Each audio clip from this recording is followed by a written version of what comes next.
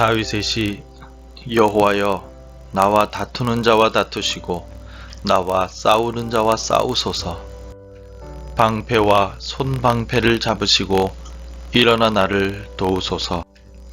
창을 빼사 나를 쫓는 자의 길을 막으시고 또 내 영혼에게 나는 내 구원이라 이르소서. 내 생명을 찾는 자들이 부끄러워 수치를 당하게 하시며 나를 상해하려 하는 자들이 물러가 낭패를 당하게 하소서. 그들을 바람 앞에 겨와 같게 하시고 여호와의 천사가 그들을 몰아내게 하소서. 그들의 길을 어둡고 미끄럽게 하시며 여호와의 천사가 그들을 뒤쫓게 하소서. 그들이 까닭없이 나를 잡으려고 그들의 그물을 웅덩이에 숨기며 까닭없이 내 생명을 해하려고 함정을 팠사오니 멸망이 순식간에 그에게 닥치게 하시며 그가 숨긴 그물에 자기가 잡히게 하시며 멸망 중에 떨어지게 하소서. 내 영혼이 여호와를 즐거워하며 그의 구원을 기뻐하리로다. 내 모든 뼈가 이르기를 여호와와 같은 이가 누구냐. 그는 가난한 자를 그보다 강한 자에게서 건지시고 가난하고 궁핍한 자를 노력하는 자에게서 건지시는 이라 하리로다. 불의한 증인들이 일어나서 내가 알지 못하는 일로 내게 질문하며 내게 선을 악으로 갚아 나의 영혼을 외롭게 하나. 나는 그들이 병들었을 때 굵은 베옷을 입으며 금식하여 내 영혼을 괴롭게 하였더니 내 기도가 내 품으로 돌아왔도다. 내가 나의 친구와 형제에게 행함같이 그들에게 행하였으며 내가 몸을 굽히고 슬퍼하기를 어머니를 곡함같이 하였도다. 그러나 내가 넘어짐에 그들이 기뻐하여 서로 모임이여 불량배가 내가 알지 못하는 중에 모여서 나를 치며 찢기를 맞이 아니하도다. 그들은 연회에서 망령되이 조롱하는 자같이 나를 향하여 그들의 이를 갈도다. 주여, 어느 때까지 관망하시려 하나이까. 내 영혼을 저 멸망자에게서 구원하시며 내 유일한 것을 사자들에게서 건지소서. 내가 대회 중에서 주께 감사하며 많은 백성 중에서 주를 찬송하리이다. 아멘. 우리말에 미치고 팔짝 뛴다 라는 말이 있습니다. 정말 억울하고 답답할 때 우리가 흔히 쓰는 말입니다. 그런데 오늘 본문을 지은 다윗이 바로 미치고 팔짝 뛸 수밖에 없는 상황인 것 같습니다. 정확한 표현은 나타나 있지 않지만 다윗이 법정에서 서 있으며 재판을 받게 되는 상황입니다. 그런데 이 재판은 다윗에게 있어서 정말 억울한 재판입니다. 왜냐하면 다윗은 죄가 없는데 원수들이 거짓으로 다윗을 고발하였고 거짓 증인들이 거짓 증언들을 쏟아놓고 있기 때문입니다. 그래서 다윗은 오늘 본문의 기도와 같이 자신을 거짓으로 비방하고 고소한 원수들에게 오히려 하나님께서 벌해주시고 거짓을 말하는 대로 갚아달라고 기도하고 있습니다. 다윗은 자신의 억울함을 알고 계신 하나님께서 원수들과 다투어 주시고 도와주실 것을 간구하고 있습니다. 왜냐하면 다윗은 고발당한 죄를 지은 적이 없기 때문입니다.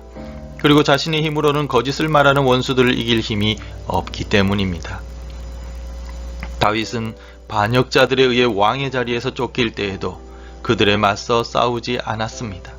하나님께서 주신 왕위를 강제로 빼앗으려는 반역자들이지만 그들과 직접 맞서기보다는 하나님의 도우심을 간구하였습니다. 하나님께서 반역자들을 심판하시고 자신의 억울함을 해결해 주시길 간구하였습니다. 그래서 오늘 본문의 1절에서도 다윗은 자신의 진정한 구원자이신 하나님께 모든 것을 맡기고 있습니다. 1절에서 여호와여, 나와 다투는 자와 다투시고 나와 싸우는 자와 싸우소서. 억울하고 답답한 일이 있다고 해서 내가 직접 분노하고 저주해서는 안 됩니다. 우리는 공의로 판단할 수 없는 부족하고 연약한 존재이기 때문입니다. 그래서 공의가 아닌 감정으로 복수할 수도 있기 때문입니다. 그러므로 모든 억울한 일은 하나님께 간구함으로써 하나님께서 악한 자들과 다투시고 공의로 심판해 주시길 기도하는 것이 우리가 해야 할 일들입니다. 오늘 우리가 만나는 억울한 상황이 있다 할지라도 다윗처럼 여호와여 원수들의 거짓말과 다투셔서 나의 억울함을 풀어주소서 라고 기도하는 오늘 하루가 되길 바랍니다. 하나님께서 거짓말로 자신을 고발하는 원수들과 다투어 주시고 해결해 주시길 간구한 다윗은 자신이 기도한 대로 갚아달라고 하나님께 요청합니다. 13절 말씀에서 나는 그들이 병들었을 때 굵은 베옷을 입으며 금식하여 내 영혼을 괴롭게 하였더니 내 기도가 내 품으로 돌아왔도다 라고 기도합니다.